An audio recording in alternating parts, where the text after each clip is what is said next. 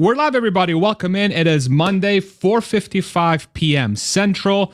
We were supposed to go live at 2:30 p.m. today, but my studio lost power because, God forbid, the weather goes below 50 degrees in Texas. The whole thing freaking collapses. But welcome in. I'm glad to have you here. It is Monday, October 30th. Big news out of Legacy Auto. A lot of stuff I want to get through today that I want to get you caught up on, and as far as how I'm thinking about what's going on in the broader Legacy Auto market and the EV market. So the big news from today, there's a couple, and they're kind of linked. Auto workers' 6-week strike is over. The UAW, the United Auto Workers Union, reaches tentative deal with GM, reports say. And this was backed up later today from the president of the UAW. If you're not familiar, the UAW and Legacy Auto have been going back and forth for about 6 weeks. And then Ford and Stellantis came to a deal late last week. And the third of the big three, GM, was last, which was today. But all three have come together to a tentative agreement, which once is ratified by the union members, it will go through. Just some general numbers from the GM deal, which correlates kind of closely with the other Stellantis and Ford deals. There's some slight subtleties between the deals, but by and large, this is what it looks like. So this is the deal with General Motors. 25% in base wage increase through April 2028, which will cumulatively, didn't even say that word right, raise the top wage by 33% compounded, with estimated cost of living adjustments to over $42 an hour. The starting wage will increase by 70% compounded, with estimated cost of living adjustments to over $30 an hour. It brings two groups into the UAW GM master agreement at Ultium Cells, which makes the battery cells for GM's electric vehicles and GM subsystems. GM has agreed to make 5 payments of $500 to current retirees and surviving spouses, improves retirements for current retirees, reinstates benefits lost during the Great Recession, right to strike over plant closures rather. And these are some of the major deals takeaways from the thing that GM and the UAW came together to agree on as far as a contract moving forward through 2028. So this whole thing is done. Finally, this whole thing is done.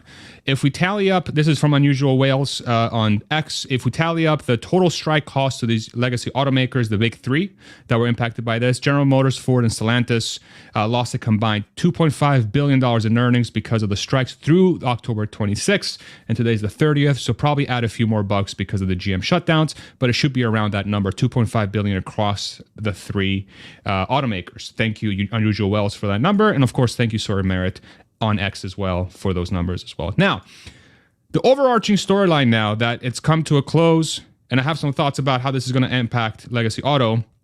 A little tweet thread came out late yesterday. When we return to the bargaining table in 2028, it won't just be with the big three, but with the big five or big six. And what they're alluding to here are players like Toyota, VW, and of course, Tesla.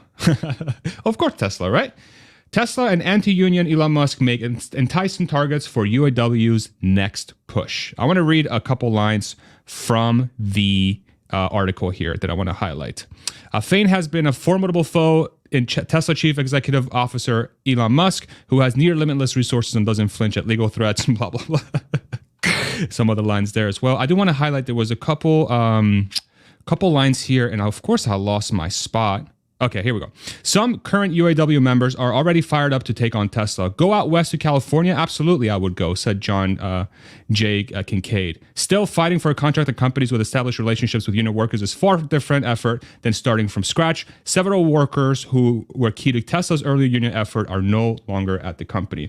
And this sort of has some broader storylines here that are tied to this Tesla story. Back when the Model 3 was ramping, the UAW did try to unionize Tesla.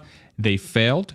And through the end of this year, Tesla is completely ununionized at every single one of their facilities, as well as Toyota and VW as far as the American facilities go. And so I do find it interesting that UAW is now, once they finish the deals with GM, Ford, and Stellantis, they're now looking for their next targets, kind of like a business, right? Isn't that kind of strange how unions work? Instead of the workers calling them, the unions are trying to go to a place. Strange, but we'll leave that for another day. But there is some history between the UAW and Tesla. They were unsuccessful in the past.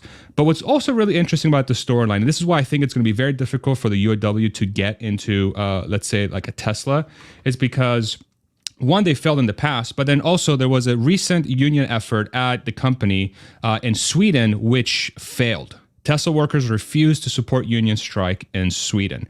If I read a couple lines from here, in response to questions, and this is from Tasmanian, in response to questions from journalists about their absence from the planned IF metal strikes, Tesla employees said they saw no reason to participate. They believe that their current working conditions and wages are superior to those of their previous jobs. It is noteworthy that those employees who expressed their views chose to remain anonymous due to the concerns about potential repercussions, not from Tesla, but from the union. But this is from a Tesla website. Let's make sure we keep that bias in mind. But this was what was reported out of the country. Tesla workers refused to support union strike in Sweden. And I think fundamentally speaking, when you think about a union being successful at a company, it's a lot less a reflection of how successful the union is at convincing people to join them, and much more about what are the work conditions like at said company that would allow a union to come in and be successful in taking over that business, right? Or becoming part of the collective bargaining agreement, right?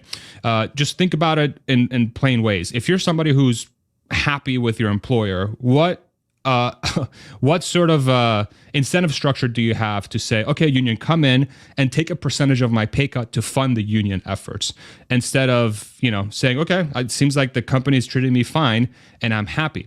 If things change, let's say like a company like Tesla or VW or Toyota here in the States, then the UAW has an open door to go in. But I do think, at least for the short to medium term, given how the company is growing, and one of the variables I want to talk about as well is the stock, which I don't think gets talked about enough in this sort of conversation of the UAW and unions' effect on Tesla and Ford and so on. As long as the companies treat their workers well, I really think that the UAW will have a very difficult time, almost impossible time, taking over a company like Tesla. And I think there's some cultural divides as well, because Tesla really prides itself on moving quickly and being innovative, whereas it's my opinion that UAW and unions will slow that down dramatically, because they're much more about super hierarchical things that don't allow you to step outside of your comfort zone, and you have to follow everything by the book, which kind of slows the company down, so on and so forth. But let me explain to you why I think unions are so successful at places like Ford and GM. If we look at Ford's stock price for, say, the last, 30 years or so. So this is Ford's stock back in, call it, what is this? March 31st, 1994. The stock, split adjusted, was $10.66, and today was $9, and today is $9.77. So the stock price is actually lower than it was back in 1994, call it. But the key thing to remember here is that there is dividends involved. There are dividends in the stock. So every year, basically, the company gave back about 5% of the money it made back to investors. And that's kind of why the stock has been flat. If we look at dividend yield, it's about 6.414%. And GM is basically the same exact thing. So if we look at GM's all-time chart, of course, after they came out of bankruptcy back in 2010, they were relisted because they were taken, the government took them private because of the bankruptcy due to the Great Recession. They started the year at 34, now it's at 27. But again, GM also has a dividend. And both companies also have stock buybacks, which is another way of saying, hey, here's the money that we've made. Instead of kind of letting the value of the stock go up, we're just going to return our returns back to our investors. And that's why these stocks are kind of flat. And in GM's case, the dividend is about 1.3%. But what gets lost here broadly is that the employees for these companies, these union workers, rarely have, if ever, to my knowledge, and somebody correct me if I'm wrong in the stock, they don't have access to these stocks. Like, it's not part of their compensation package. So it's almost like the union workers, and I don't blame them, honestly, for unionizing and trying to get paid more. They're essentially the ones working to make profits for the company, which then the company takes and then gives it out to investors through dividends and stock buybacks. Whereas a company like Tesla, the way that company behaves, to my knowledge, because I used to work there, and it's something that I'm very familiar with, is that every single employee has access to be paid in stock, especially if you've been there for, say, over a year or so. And that's a fundamental difference between a company like Tesla and a company like GM, Ford, and Stellantis. And of course, what that enables employee to have access to the wealth have access to the equity in the company so that when the value of the company goes up, the wealth of that individual also goes up with that company. And so if we look at Tesla stock, and this is not at all investment advice, I'm just using this just to kind of prove a point. Okay. So please, God, do not make any financial decisions based on what I'm saying, please. So today's stock is down 4.8%, and I'll talk about why that is. But bad day for Tesla today. But then if we go back 1 month, it's down even more, 21%. If we go back 6 months, it's up 21%. If we go year to date, it's up 82%, but it's up from a very low price, right? If we go back 1 year, it's down 13%, but if we go back 5 years, it's up 750%. And if we go back all the way to when the company launched, it's up 15,000%. This is a fundamental difference between a company like Tesla and a company like GM or Ford or Stellantis when it comes to taking care of their workers. And the reason why Tesla has this upper hand is because they have the business variables that will allow their stock to grow theoretically, potentially, not investment advice, in the long term with things like taking on 10 to 20 million cars per year of EVs, which will have, if the company actually solves full self-driving, that will drive themselves. And they're also working on a humanoid robot that would basically change the entire face of the economy. And then, of course, they're also working on the energy products, so on and so forth. So the long-term potential of a company like Tesla, and this is how I think the workers are thinking about it, and that's why the UAW has been unsuccessful. They know that the inherent value of a company like Tesla is much greater in the long term than whatever the union can get for those workers today, right? And if we think about the makeup of a company like Tesla or a company like Ford or GM, the company makeup of Tesla is much more akin to, say, a tech type of workforce who is much more go-getter. And this is not disparaging GM or Ford. And the GM and Ford worker, the average worker, is probably more like stable, 9 to 5. I want to have a good work-life balance, and I want to get paid a fair wage. And I don't think there's anything wrong with either of them, but that's the fundamental difference. That's the really big fundamental difference, okay? Now, of course, that enables the UAW to capitalize on that weakness in GM and Ford because they don't have long-term growth, and they're essentially using their unionized workforce to be profitable and return those profits back to the shareholders.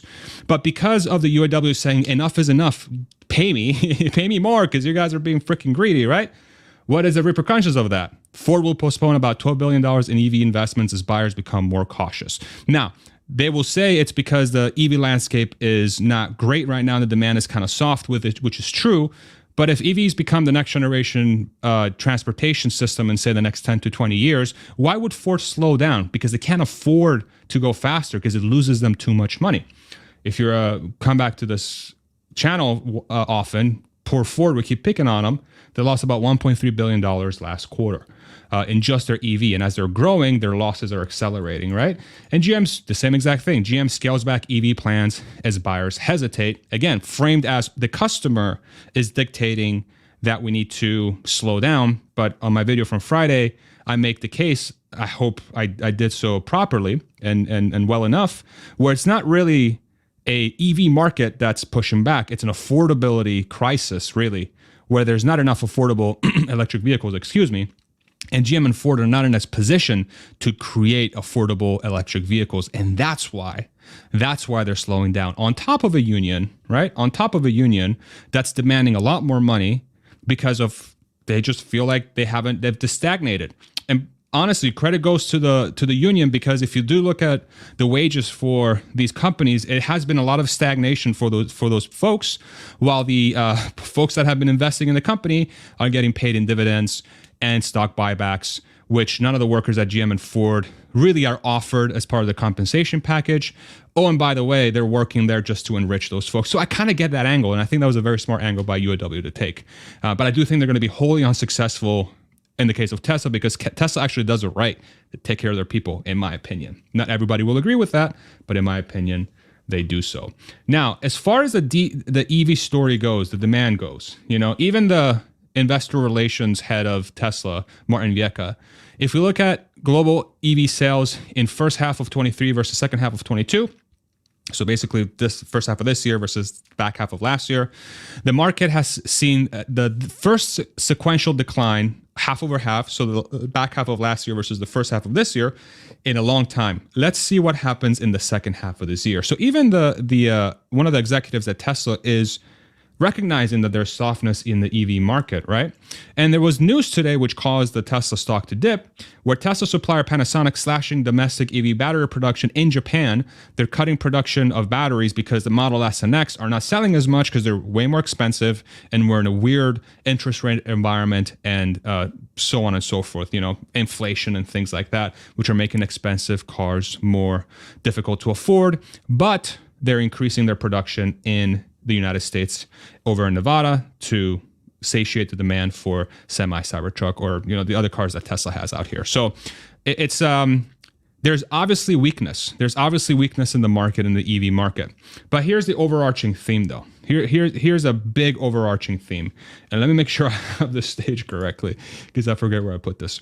You need to come out with an affordable car in this day and age right now. You need to come out with an affordable car because people are clearly hurting. Doesn't matter if you're EV or gas, you have to come out with an affordable car. So legacy car makers or even Tesla or whatever, startups that can come out with affordable cars in a time where GM, Ford, and other automakers are scaling down their plans for electric vehicles, which in my opinion will be the next generation of transportation, those players are going to win huge. So, for example, a player like Hyundai has cut Ioniq 6 prices for the 2024 model year by up to $4,100. And you can see right now SE standard range, which gets about 240 miles of range, I believe. It's about 38,000. And the SE rear wheel drive, which gets about 360 miles of range, is 43,000. That's the kind of move automakers have to make. This is what is needed to survive as a legacy automaker into the future. And I think Hyundai is doing it exactly correct. And what's going to be even more beneficial because of this downturn in, let's say, EV demand as a whole, because higher interest rates and whatever other variables you want to list, and battery oversupply, is that now the components for an electric vehicle will come down in price. Supply and demand. If there's less demand, supply goes up, and there has to be like some sort of price meeting point where someone's willing to take those things. Which are the companies that will benefit from a softening in demand?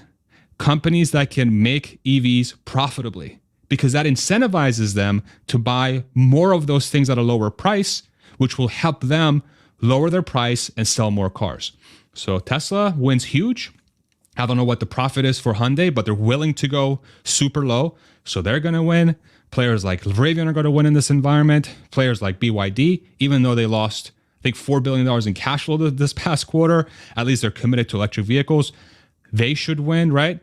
And players like Ford or GM that are on purpose slowing down when they can theoretically have access to much lower costs when it comes to electric vehicles because of this quote unquote softening demand, those players lose because they're just saying, we're not even going to try, right? And it becomes even tougher because of the UAW and additional costs and disruption, so on and so forth. So, I just wanted to get you caught up on how I'm thinking about this whole thing. It's been a wild time. Thank you, Jay Lizard, for the $2 super sticker, longtime viewer of the show. I really, really appreciate you. Let's do a couple comments before we go offline here for those that are live. Thank you so much again for waiting around. Freaking lost power because, Texas grid. Fantastic. Alex, longtime supporter, compelling, high quality, affordable car, 3 parts of desirability, quality, brand, and price. Exactly. That's what automakers have to focus on. Compelling, high quality, affordable car. And there's very few to none, like truly affordable. And there's some channels that really talk about this, is that truly affordable is not a $38,000 Model 3, although that helps a lot. And there's a percentage of the public that buys cars at those prices. Truly affordable is $25,000 or less. That is what's truly affordable. Most people can't even afford a new car, period. Right? They can't even afford a new car, period.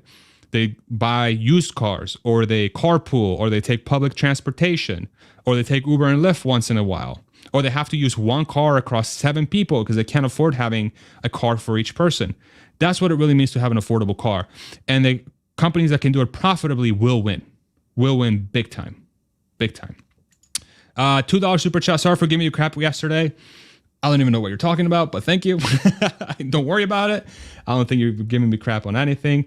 But yeah, it's wild. And of course, producer wife, thank you so much for stopping in, baby. Love you. Immediately like, smash button. Thank you so much. If you enjoyed this content, give it a like. Let me know why I brought it up again. If you enjoy this content, give it a like. If you want to see more from me, subscribe. And we'll see you tomorrow, hopefully at 2:30 if I don't lose power. Take it easy, everybody.